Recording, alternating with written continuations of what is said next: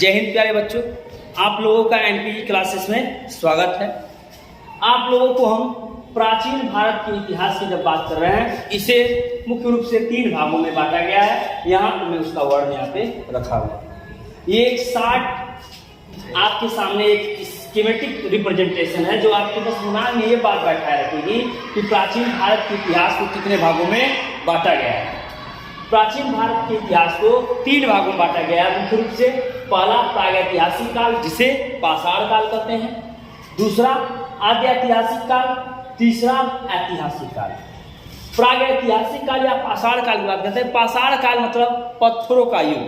पाषाण काल से आशय है पत्थरों का युग, इसलिए इसे पाषाण काल है, क्योंकि उस समय हथियार, बर्तन, बहुत सी चीजें पत्थरों के यहाँ पे देखने को मिलते, मिट्टी के बर्तन भी यहाँ पे देखने को मिले, पत्थरों के हथियार बनाए गए, ये सारी चीजें प्रमाण के रूप में मिलती हैं। पाषाण काल को पुनः 3 भागों में बांटा गया, पूरा पाषाण काल, मध्य पाषाण काल, नव पाषाण काल।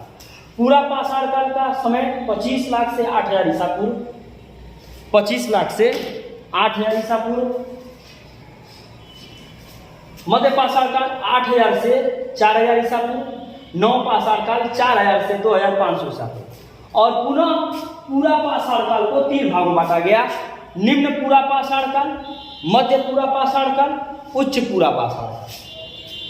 फिर आद्य ऐतिहासिक काल की बात करते हैं, इसे पुनः 2 भागों में बांटा गया, एक सिंधु घाटी सभ्यता और एक वैदिक सभ्यता।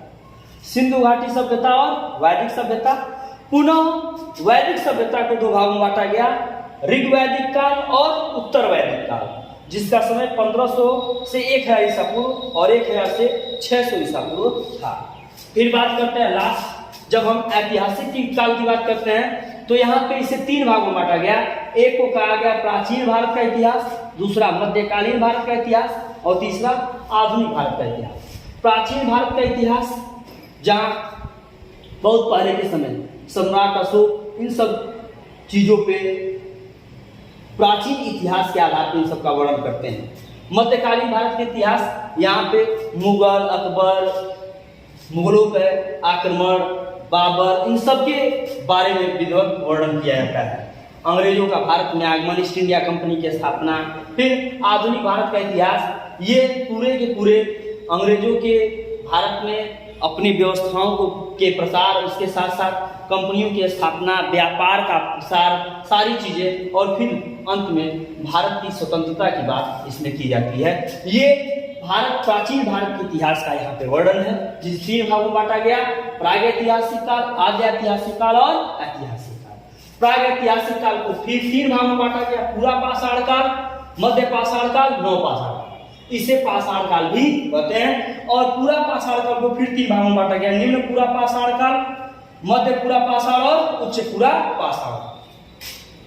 फिर आद्य ऐतिहासिक काल को 2 भागों में बांटा, सिंधु घाटी सभ्यता, वैदिक सभ्यता। वैदिक सभ्यता को फिर 2 भागों में बांटा गया, ऋग्वैदिक काल और उत्तर वैदिक काल। तो था पुनः ये वापस हम जब आगे बढ़ते हैं तो ऐतिहासिक काल में भारत के प्राचीन भारत का इतिहास, मध्यकालीन भारत का इतिहास, आधुनिक भारत का इतिहास, इन सभी विषयों को वर्णन किया जाता है। इसे आप नोट कर लीजिए और बिल्कुल स्पष्ट रूप से इस बात को दिमाग में बैठा रखिएगा। आज के लिए बस इतना ही, मिलेंगे नेक्स्ट वीडियो में। थैंक्स।